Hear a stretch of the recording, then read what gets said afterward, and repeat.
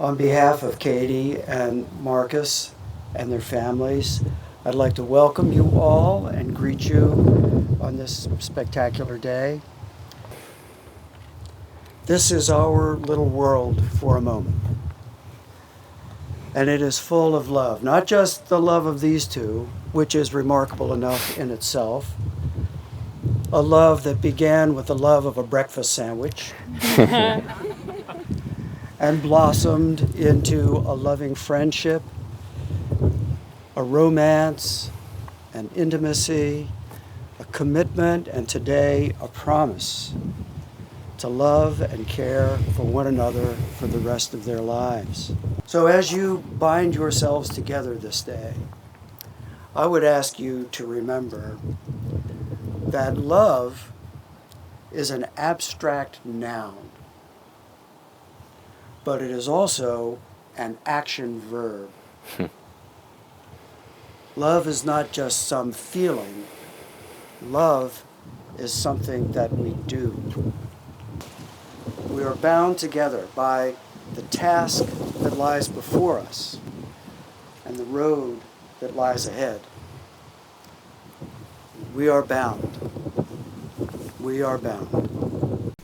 The first spark was in Austin, Texas. We were on the roof of our Airbnb at the end of the night. Instead of drinking the water you were holding, you looked over the roof's edge and, allegedly, poured it on some unsuspecting gentleman sitting on the street below. It was quite a departure from the innocence you displayed so far that night. The spontaneity and infectious joy really got to me. When I heard you were working from the office, I commuted in every day to meet you. We had the whole 14th floor to ourselves, but always shared a table. We continued running together, and that's what made us a couple.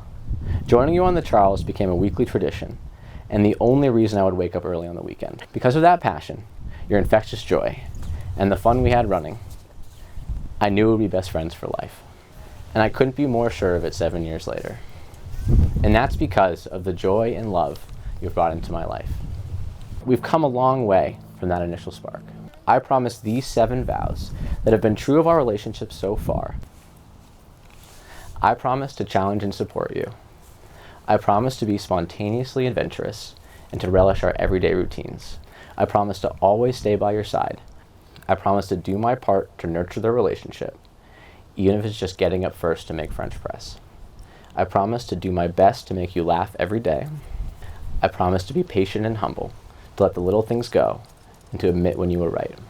And I promise to love you forever. You are right. Uh-oh. Besides, I love you, I suspect no 3 words are more important in a marriage than you are right. And lucky for me, you make saying them so easy because, Marcus, you're so often right. You were right when during the middle of an analyst bar crawl in Cambridge, you suggested we get dinner sometime. You were right when 7 years ago, this very weekend, you joined me for a run together. We wouldn't see each other until after I had run Twin Cities, the marathon we trained together for all summer. A moment of silence passed before you looked at me in the eyes and you said, "You're gonna break 8s, you know." Which was a pace I had never even dared consider. My heart felt like it was going to explode. You were so often right that I believed you, despite how far-fetched your assertion seemed. That was the moment I fell in love with you. You saw me for all I was and all I could be. And to me, that is love. I promise to challenge and support you. I promise to be spontaneously adventurous and to relish our everyday routines. I promise to always stay by your side, whether running on leaf or tackling life's inevitable challenges. I promise to do my part to nurture our relationship.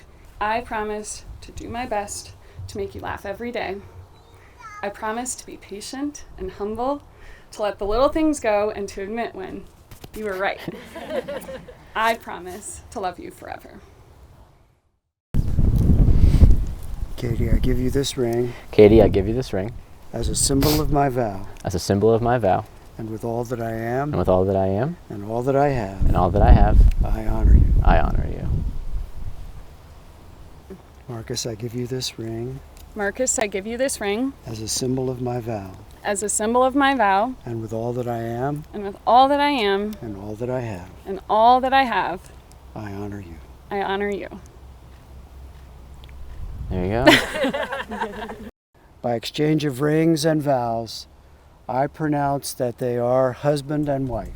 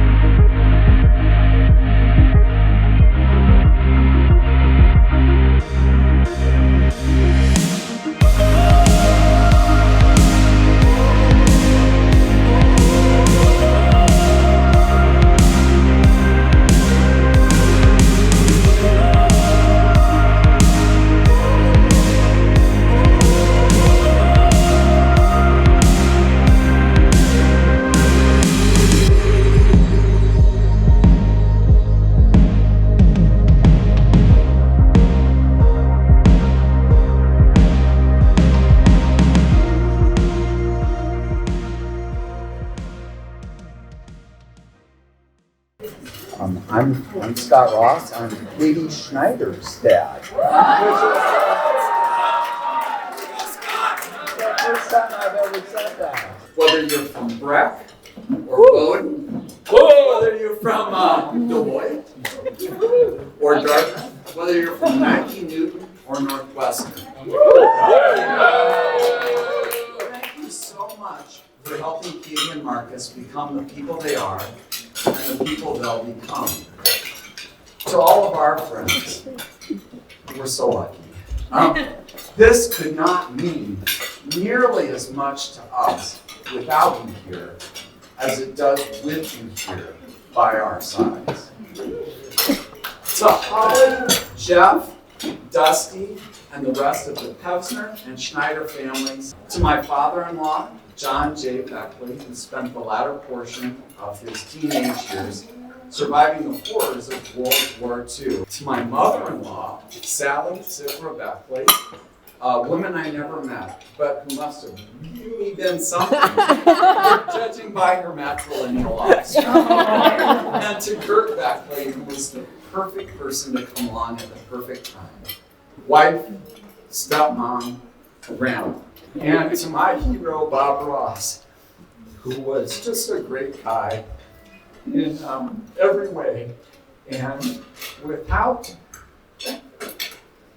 his determination to make the best of everything was a strength far too easily underestimated. My sisters, Anne and Lynn, are not perfect people.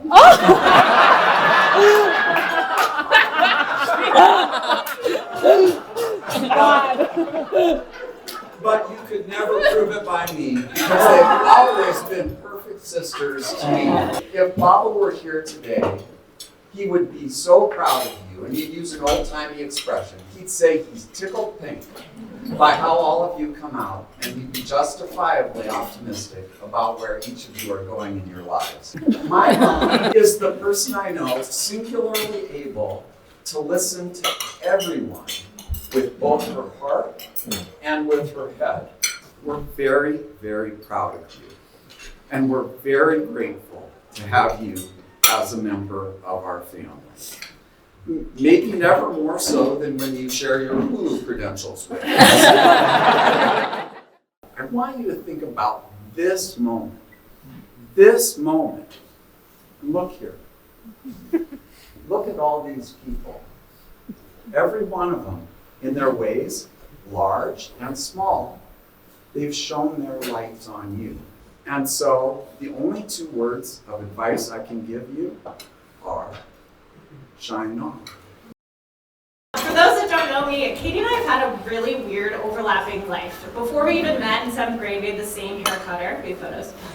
We went to middle school, high school, and college together at the same place, Bill Bowden. We also lived 3 blocks away while Katie, Marcus, and my husband Sam got their MBAs at Kellogg. So I've decided, it's a cosmic friendship. It's either that or you're stalking me, and I really don't know which one it is. So with all this overlap, when I meet new people, I tell them that I'm part Katie, and she, really taught me what to laugh at, which is fortunate because of your infectious smile. She taught me how to be determined, which is also very fortunate. She taught me how to dance at parties, which is extremely unfortunate, and you're about to see why in about 20 minutes. I went back into my old MacBook, and I found this letter. We were seniors in high school. Katie actually asked me to write a peer college recommendation letter on her behalf. And when she asked me, she was like, could you write this letter? It's due in a couple months. I was like, sure. Of course I wrote it right away.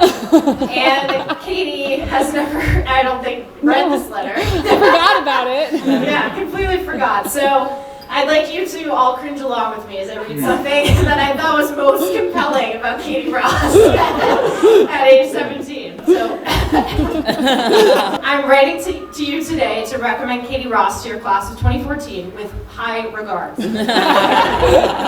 Katie is highly dedicated to her studies in a way that transcends the classroom. Her classmates like to tease Katie by insisting she lives at school.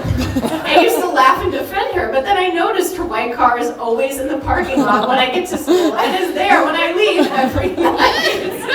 Katie is so devoted to upholding, stabilizing, and changing the values of Breck that it seems to others she is a part of the school itself, a part that couldn't easily be moved. I'm so sorry. She is committed to her family and creates an accepting community within her friendships. Okay, that was good. I have absolutely no reservations about Katie's application. She inspires me in every possible way, teaching me to work hard with focus, but also seize each day with enthusiasm. I was joking about this letter, and as I was reading it, I realized that all of this actually still applies today. I figured, nobody asked me, but I probably should write a letter of recommendation for Katie and Marcus's marriage together. Just in case anyone were to actually ask me to have it on file. You never know. All right. So, to whom it may concern. I'm writing to you today to recommend Katie and Marcus for lifelong partnership and marriage with my highest regard. They speak about each other with reverence, collaboration, and friendship. They honor their families, and they become cat people together just randomly. I have absolutely no reservations about Katie and Marcus's marriage. They inspire me in every possible way. Please raise your glass to Katie and Marcus with no reservations.